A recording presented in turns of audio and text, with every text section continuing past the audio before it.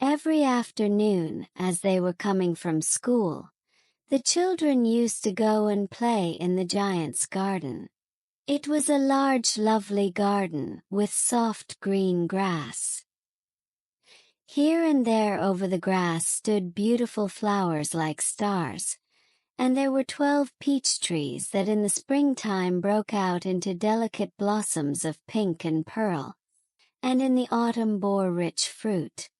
The birds sat on the trees and sang so sweetly that the children used to stop their games in order to listen to them.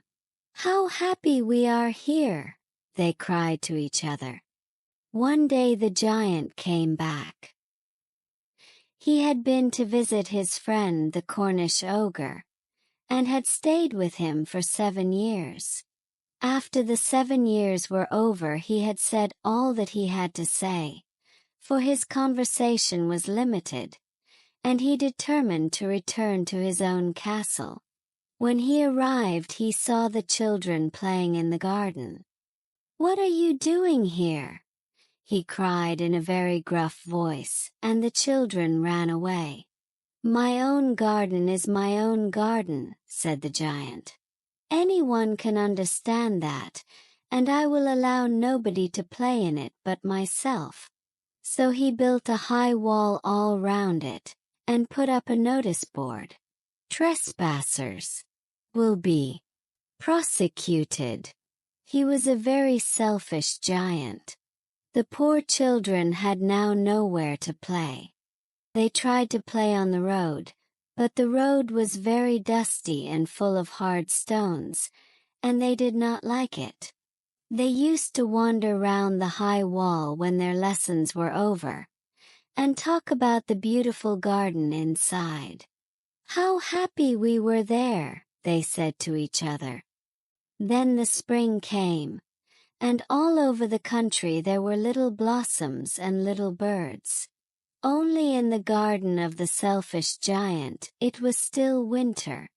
The birds did not care to sing in it as there were no children, and the trees forgot to blossom. Once a beautiful flower put its head out from the grass, but when it saw the notice board it was so sorry for the children that it slipped back into the ground again, and went off to sleep.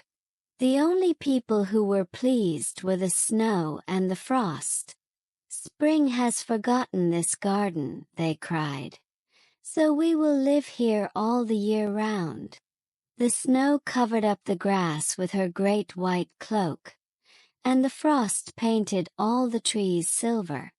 Then they invited the north wind to stay with them, and he came.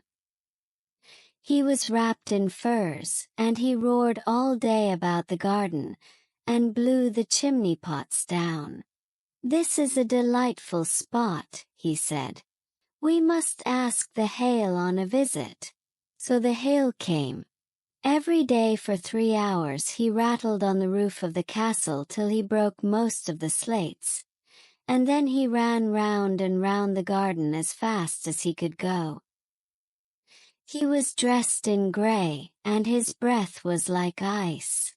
"I cannot understand why the spring is so late in coming," said the selfish giant, as he sat at the window and looked out at his cold white garden. "I hope there will be a change in the weather." But the spring never came, nor the summer. The autumn gave golden fruit to every garden, but to the giant's garden she gave none. "He is too selfish," she said.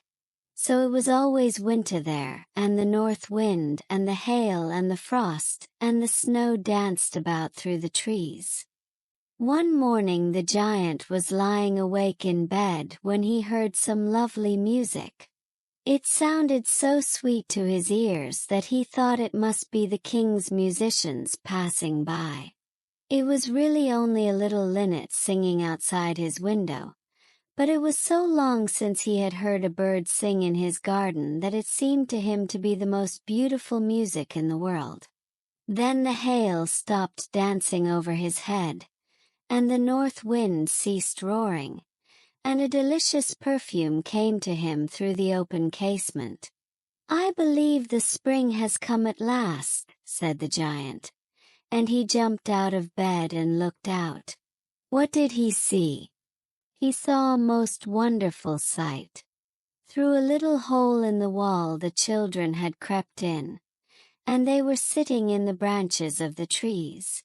In every tree that he could see there was a little child. And the trees were so glad to have the children back again that they had covered themselves with blossoms, and were waving their arms gently above the children's heads.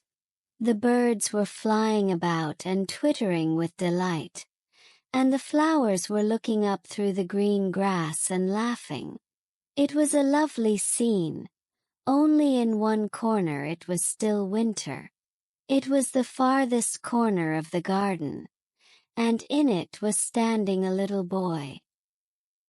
He was so small that he could not reach up to the branches of the tree, and he was wandering all round it, crying bitterly. The poor tree was still quite covered with frost and snow, and the north wind was blowing and roaring above it. "Climb up, little boy," said the tree, and it bent its branches down as low as it could. But the boy was too tiny, and the giant's heart melted as he looked out. "How selfish I have been," he said. "Now I know why the spring would not come here.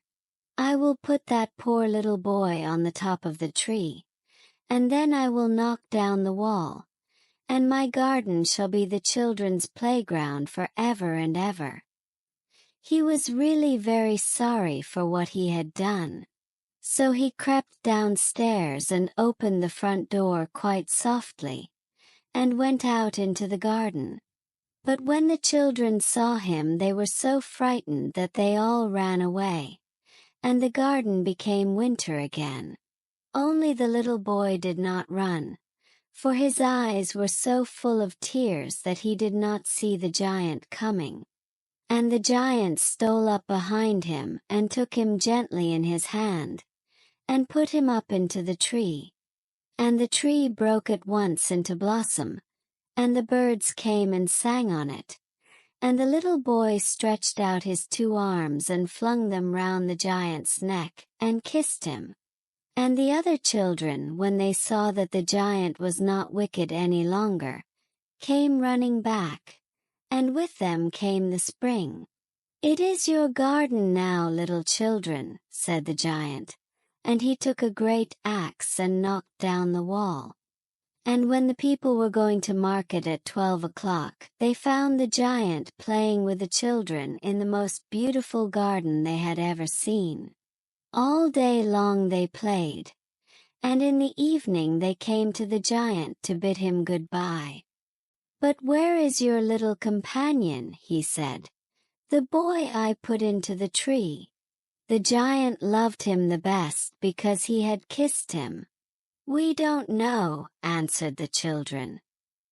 "He has gone away. You must tell him to be sure and come here tomorrow," said the giant. But the children said that they did not know where he lived, and had never seen him before, and the giant felt very sad. Every afternoon when school was over, the children came and played with the giant. But the little boy whom the giant loved was never seen again. The giant was very kind to all the children, yet he longed for his first little friend, and often spoke of him. "How I would like to see him," he used to say. Years went over, and the giant grew very old and feeble. He could not play about any more, so he sat in a huge armchair, and watched the children at their games, and admired his garden. "I have many beautiful flowers," he said, "but the children are the most beautiful flowers of all." One winter morning he looked out of his window as he was dressing. He did not hate the winter now, for he knew that it was merely the spring asleep, and that the flowers were resting. Suddenly he rubbed his eyes in wonder, and looked and looked. Certainly was a marvelous sight. In the farthest corner of the garden was a tree quite covered with lovely white blossoms. Its branches were all golden, and silver fruit hung down from them, and underneath it stood the little boy he had loved. Downstairs ran the giant in great joy, and out into the garden. He hastened across the grass, and came near to the child. And when he came quite close his face grew red with anger, and he said, "Who hath dared to wound thee?" For on the palms of the child's hands were the prints of 2 nails, and the prints of 2 nails were on the little feet. "Who hath dared to wound thee?" cried the giant. "Tell me, that I may take my big sword and slay him." "Nay," answered the child, "but these are the wounds of love." "Who art thou?" said the giant, and a strange awe fell on him, and he knelt before the little child. And the child smiled on the giant and said to him, "You let me play once in your garden. Today you shall come with me to my garden, which is paradise." And when the children ran in that afternoon, they found the giant lying dead under the tree, all covered with white blossoms.